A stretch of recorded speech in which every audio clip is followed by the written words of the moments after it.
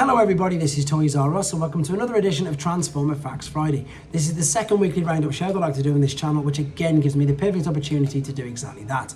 Keep you guys updated with things that are going on in the world of Transformers. I'll let you know what's happening with this YouTube channel and of course my Instagram, which is toys_r_us.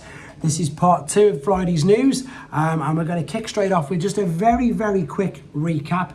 This was the list that I put up a couple of days ago now, so if you haven't seen this, I'm not going to go all the way through it. This is just some more figures that it looks likely that we are going to be expecting during the rest of this year. And I say the ones that stand out the most are the Generation Selects Deluxe TriggerCon.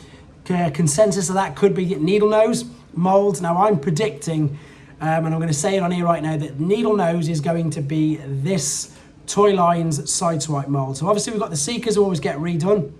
Sideswipe throughout the whole of the Wolf Cybertron trilogy. Of course, we had Tiger Track, Deep Cover, everybody. The Sideswipe mold got really used. I'm predicting that Needle Nose is going to be that particular mold for this line of toys. Purely because Windsweeper is a jet, it's the only one I think that he can definitely, I suppose, perhaps retool and use. And then I'm pretty sure we're going to get some Predators as well in the future using that mold. I'm going to go out on a limb and say that I think that's going to be the most reused mold of Legacy, but who knows, we'll see. So that's really exciting. The Headmaster's not a clue yet, but again, a lot of the talk is that perhaps it could be maybe Squeeze Play or Horrible, because we've obviously had Fangry, but we haven't had either of them two yet. And then of course we've got Medics. Again, that's looking really more likely now, and again we will hopefully find out about this Titan at the end of the month, because Hasbro has started the hype themselves with a time scale and a countdown basically to when it's going to start. So, and also for the Beast Wars lovers, there is of course going to be Antagony as a Voyager class, and I know loads of people are really excited about that. So that's all I wanted to say quickly about that. Another confirmed guest for TFCon, unbelievable. You've got Stan Bush there now. Again, it doesn't get much better than that, does it? You've got the guy who of course did some of the best music ever, never mind just Transformers music. So anybody who's got the album there, take it to get signed by him. This is something that at first I glanced at and thought, oh, I wasn't really impressed with. Now I've had a proper look at it. This is so clever. I've taken this from TFW 2005. This is again the More Art Gallery website. Now they've got more officially licensed Transformers posters. Now this one is VHS inspired. So for those of you who aren't old enough to know what a VHS is, it's an old videotape. Which was way before Blu-rays, way before DVDs. Yeah, VHS videotapes. Now, this is designed by Royalston, aka George Gray, and there are officially licensed designs available as a reversible poster, one side with weathered and beaten retro covers, and the reverse side with a clean look. The poster size are 24 inches by 16 inches, and they're available in Optimus Prime. In fact, I'm just going to show you because it's so good. I'm just seeing when you can order this. You need to go to the More Art Gallery website. This is genius when I've looked at it properly. So look, these are exact, I say, pretty much replicas of old video cassette tapes. And just have a look at how clever they are. So you've got Optimus Prime in the colours there, Jazz there with the deco on it.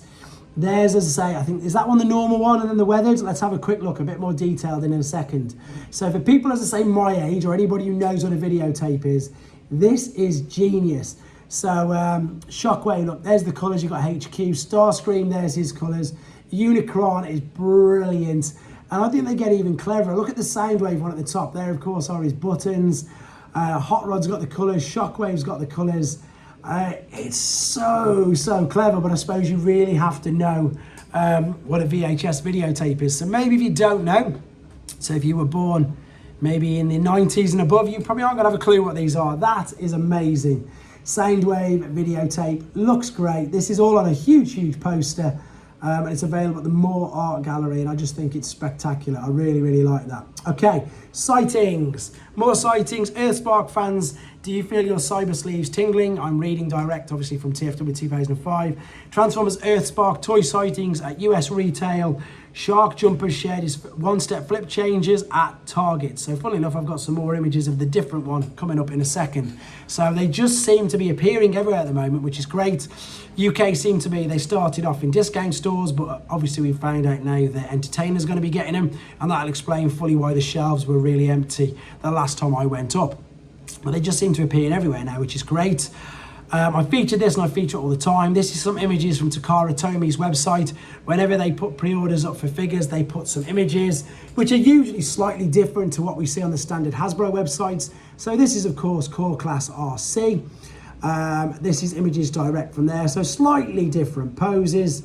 And then we've got Air Razor coming up with vastly different poses. This figure looks fantastic. She looks amazing.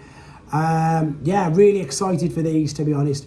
I was really pleasantly surprised by the Kingdom mold of her, which is exactly what this looks to be, just slightly retooled, maybe a bit bigger. So I'm a fan of this mold anyway, and look how good these pictures have made the figure look. Really, really good. Okay, what have we got here now? We've got, unfortunately, this is only for people who live in Australia, but again, sometimes I just feature everything from everywhere around the world. This is the zoo, which has been having all the amazing images of the Rise of the Beasts characters. So, and you also need to be buying or purchasing one item from Big W. So I've got no clue what that is. It must be a toy shop or at least a store in Australia, because it's via the Big W website, and it's a Transformers Taronga Raw competition. So you've got instant win. And again, the reason why we're featuring it is because A, it's a wicked competition, and B, we've got these fantastic images there of Rise of the Beast. So if you live in Australia, get to that shop, which I've just mentioned, and get in your entries to be eligible to win any one of them prizes.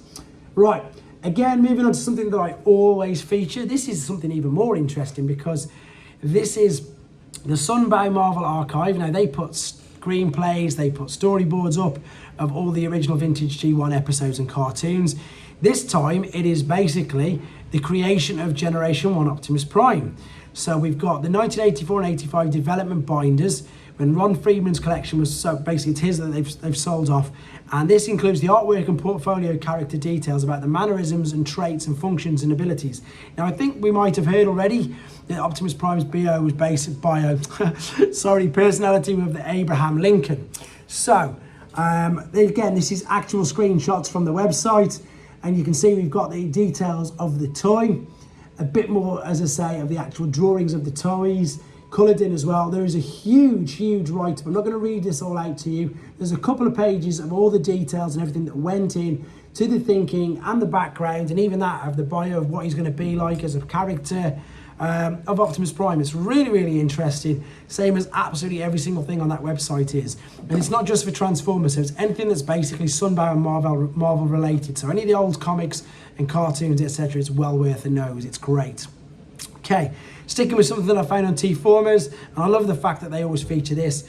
Diaclone reboots. This is Diaclone DA97 Grand Dion and Dia Guardian expansion unit set.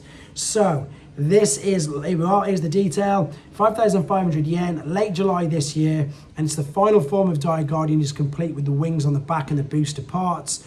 And let's just show you it, because again, of course, Transformers were basically spawned from Diaclone.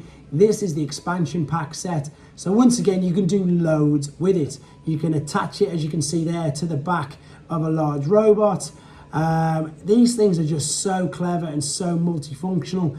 And exactly like I always say about all Japanese toys, they make real play sets, and they give you so many ideas, so many different ways that you can reform, build it, etc. This is just an expansion set. I mean, look how big this main set is going to be, that you can just add this to it. It's going to be huge. It's a great additional set that you can see there, and it goes with the rest of the Diaclone reboot figures. Looking fantastic, and not much more to say about that.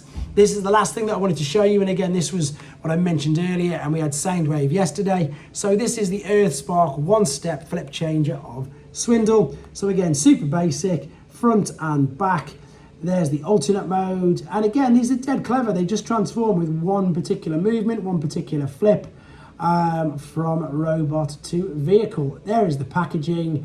I love the fact that he's still pretty much G1-esque, just a bit brighter yellow rather than the desert camo colours. And there indeed is the back of the packaging. This concludes this part of the news. Obviously, once again, if anything else happens over the weekend, I will, of course, get the news out straight away to you. I managed to get Megatron done last night, so that is definitely the video for later on. It is spectacular. It's huge. It's massive. It's actually, again, a genuine leader figure. It's huge. Hope I've done him some justice for you. You'll see that later, and the transformation process video as well. Weekend, depending on how busy I am with the kids, I'll try and get Inferno done and some other collection ones like Raiden's, individual train bots. And again, just working through some of the newer figures that I've picked up and still haven't had a chance to do any videos on, as well as doing all this. So again, huge thank you to everybody. Thank you to the channel members who continue to support this channel, and anybody who's watching this is supporting this channel. And again, I really do appreciate it. Thank you ever so much, everybody. Take care.